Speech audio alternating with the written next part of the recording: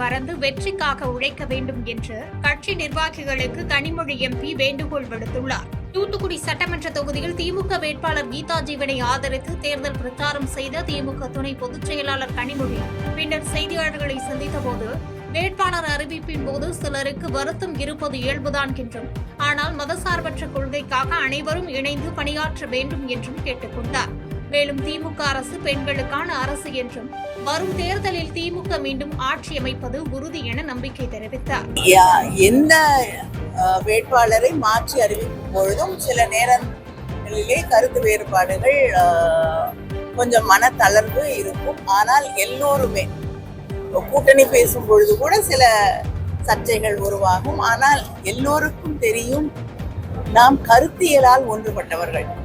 அதனால் ஒன்றாக இணைந்து பணியாற்றுவோம், வெற்றியை நோக்கி பணியாற்றுவோம். அதே போலதான் எந்த பகுதியிலே ஒரு புதிய வேட்பாளரை நாம் அறிவிக்கும் பொழுதும் அங்கு இருக்கக்கூடியவர்களுக்கு கொஞ்சம் வருத்தம் இருந்தாலும் நிச்சயமாக திராவிட முன்னேற்ற கழக தோழர்களாக அத்தனை பேரும் இணைந்து பணியாற்றி வெற்றியை. முன்னாள் முதலமைச்சர் ஜெயலலிதாவையே வீழ்த்திய இந்த இயக்கம் எடப்பாடி பழனிசாமியை தோற்கடிப்பது கடினமான காரியம் அல்ல என்று அமைச்சர் ராஜேந்திரன் சாடியுள்ளார். சேலம் மாவட்டம் எடப்பாடியில் நடைபெற்ற செயல் வீரர்கள் கூட்டத்தில் பேசிய அமைச்சர் ராஜேந்திரன், மதசார்பற்ற முற்போக்கு கூட்டணியின் வாக்குகளை பிரிக்க ஒரு நடிகரை அமித்ஷாவும் பிரதமர் மோடியும் களம் இறக்கியுள்ளதாக குற்றம் சாட்டினார். அதிமுகவை பாஜகவிடம் எடப்பாடி பழனிசாமி அடகு வைத்து விட்டதாக கூறிய அவர், முன்னாள் முதலமைச்சர் ஜெயலலிதாவையே வீழ்த்திய இந்த இயக்கம் எடப்பாடி பழனிசாமியை தோற்கடிப்பது கடினமான காரியம் அல்ல என்று கூறினார். ஒரே நோக்கத்தோடு ஒரு நடிகருக்கு ஆதரவு தந்து அந்த கட்சியை உருவாக்கி அமித்ஷாவும் மோடியும் இன்றைக்கு அவரை களத்தில் இறக்கி கொண்டிருக்கிறார். எப்படியாவது நடிகர் கட்சியை வைத்து அந்த நடிகரை வைத்து சிறுபான்மையினர் ஓட்டை,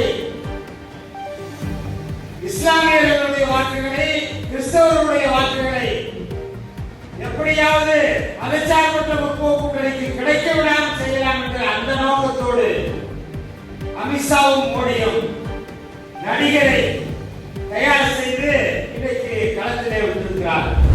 அதிமுக ஆட்சிக்கு வந்தால் கோவில்பட்டியை தலைமையிடமாக கொண்டு புதிய மாவட்டம் உருவாக்கப்படும் என்று கடம்பூர் ராஜு உறுதியளித்தார்.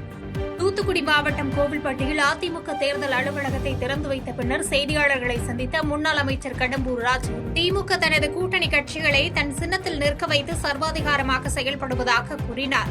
மாப்பிள்ளை அவர்தான், ஆனால் சட்டை என்னுடையது என்பது போன்று திமுகவின் செயல்பாடு இருப்பதாக விமர்சித்த அவர், அதிமுக ஆட்சிக்கு வந்தால் கோவில்பட்டியை தலைமையிடமாக கொண்டு புதிய மாவட்டம் உருவாக்கப்படும் என வாக்குறுதி அளித்தார். சில கட்சிகளை வற்புறுத்தி உதவி சொல்லுங்க. அவங்க இப்போ நாங்க எங்க கூட்டணியில் அமைச்சிருக்க யாரையாவது நாங்கள் எங்க சின்னத்தில் நிற்கோம், அந்த சின்னத்தில் நிற்கணும், இந்த சின்னத்தில் யாரையாவது வற்புறுத்தி அது கூட்டணிக்கு தர்மத்துக்கு அழகல்ல. அவர் கூட்டணி கட்சிகளுக்கு சீட்டுகளை அவங்களே ஒதுக்கிட்டாங்க. சில சீட்டு தான் ஒரு ஜனநாயகத்துக்கு விரோதமாக சர்வாதிகாரமாக கூட்டணி கட்சியில் எங்களை சொன்னாங்க பாரதிய ஜனதாக்கு அடிமை. ஆனால் இன்றைக்கு மக்களுக்கு தெரியும் யாரை அடிமை. மகளிர் உரிமை தொகையை நிறுத்த சதித்திட்டம் தீட்டப்பட்டதாகவும் அதனை முதலமைச்சர் ஸ்டாலின் முறியடித்து விட்டதாக துணை முதலமைச்சர் உதயநிதி ஸ்டாலின் தெரிவித்தார். வேலூர் திமுக வேட்பாளர் கார்த்திகேயனை ஆதரித்து பிரச்சாரம் செய்த துணை முதலமைச்சர் உதயநிதி ஸ்டாலின், தேர்தல் ஆணையத்தை காட்டி மகளிர் உரிமை தொகையை நிறுத்த அதிமுகவும் பாஜகவும் சதி செய்ததாக குற்றம் சாட்டினார்.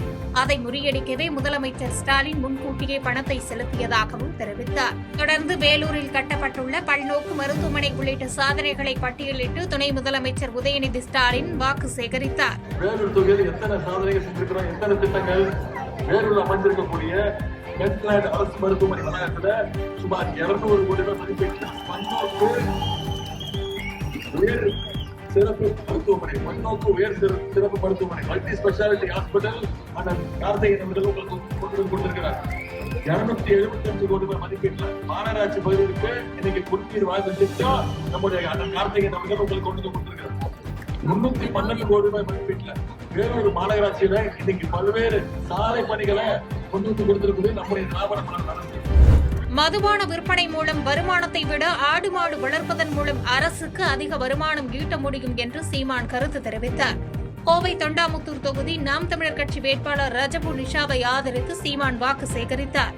அப்போது இலவச திட்டங்கள் மக்களை சோம்பேறிகளாக்குவதாக கூறிய அவர், தனது ஆட்சியில் கல்வி மற்றும் மருத்துவம் மட்டுமே இலவசமாக இருக்கும் என்றார்.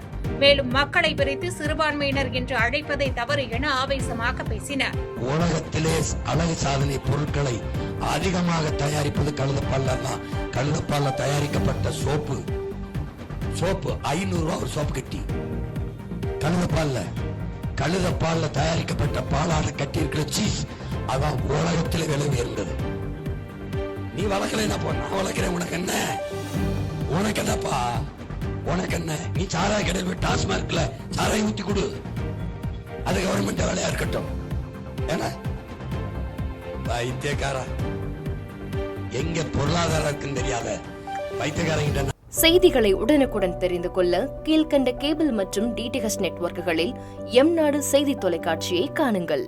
பாதகம் செய்பவரை கண்டால் நாம் பயம் கொள்ளலாகாது பாப்பா. மோதி மிதித்துவிடு பாப்பா, அவர் முகத்தில் உமிழ்ந்துவிடு பாப்பா. அண்மை செய்திகளை உடனுக்குடன் தெரிந்து கொள்ள இணைந்திருங்கள் எம்நாடு தொலைக்காட்சியுடன்.